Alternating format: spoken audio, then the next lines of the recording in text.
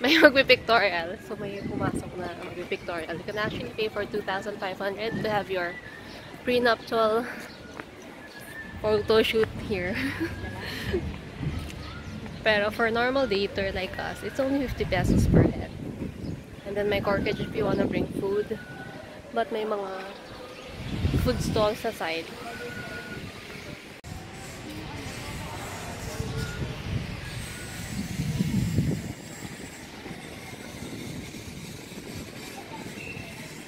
So this is said to be the Taj Mahal of Cebu. It's very Greek and Roman architecture inspired. Mamaya, let's go inside. Hindi masyado maraming tao, so... And the sun is great. I mean, the weather is great, so it's cool to go around today. This is the viewing deck.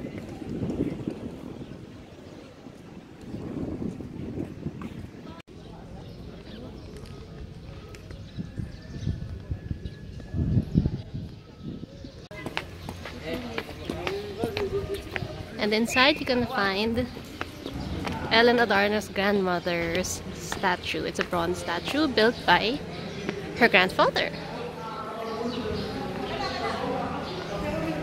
So this was built as a symbol of her grandfather's undying love for her grandmother.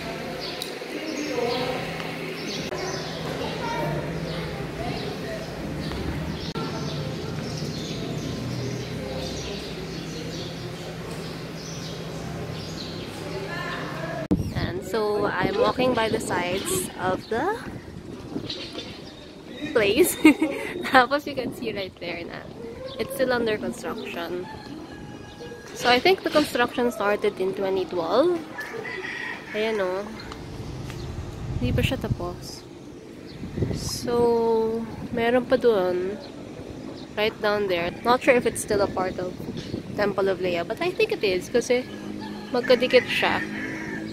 And then it's supposed to house Leah's favorite things and like a museum and marami pang things.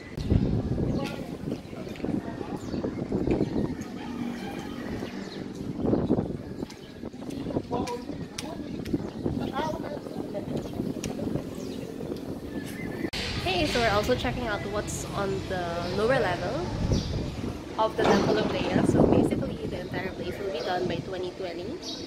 Next year na.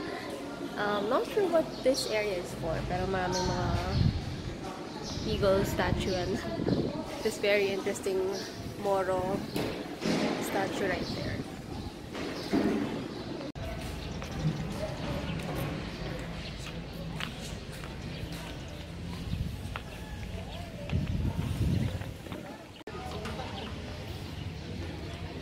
Yeah. So, saan tayo next? We're leaving na, ganun lang. Tops here. Tops? Yeah, 50? Yeah. Can I help you keep? This is the side of the structure going to the parking.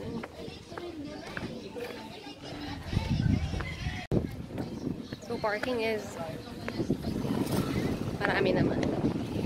There's ample parking naman on the side of the building. Yan yung under construction. And the weather is nice, so it's okay to walk around. It's a little bit windy. Hey guys, thank you so much for watching. Stay tuned for my next travel vlogs and I'll see you in my next video. Bye!